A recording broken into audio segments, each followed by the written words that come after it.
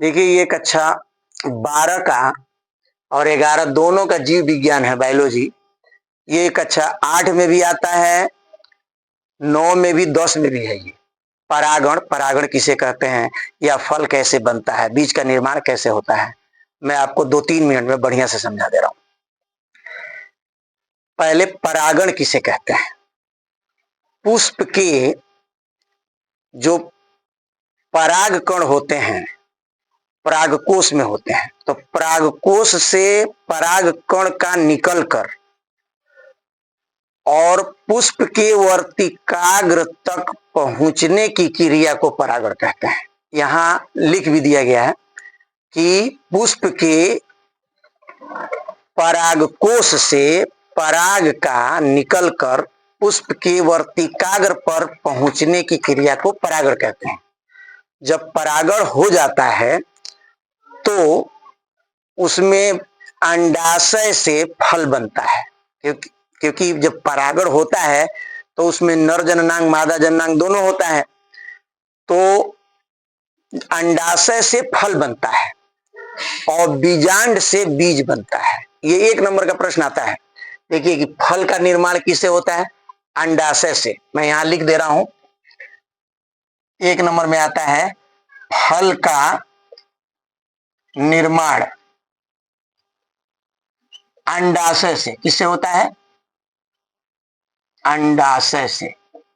दरअसल अंडाशय ही फल में बदल जाता है, अंडाशय ही फल में बदल जाता है, और बीजांड से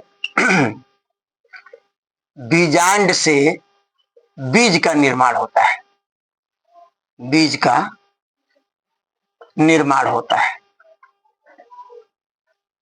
ठीक है, तो ये देखिए यहां लिखा भी है कि परागकोश से पराग का पुष्प के वर्तिकाग्र पर पहुंचने की क्रिया को परागण कहते हैं। इसी के परिणाम स्वरूप फल बनता है, फल का निर्माण होता है और बीज का निर्माण होता है। इतना ये लिख दीजिएगा परागण में। परागण 2 प्रकार का होता है। परागण जो है 2 प्रकार का होता है।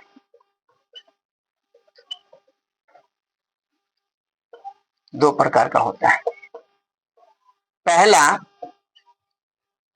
स्वपरागण और दूसरा परपरागण।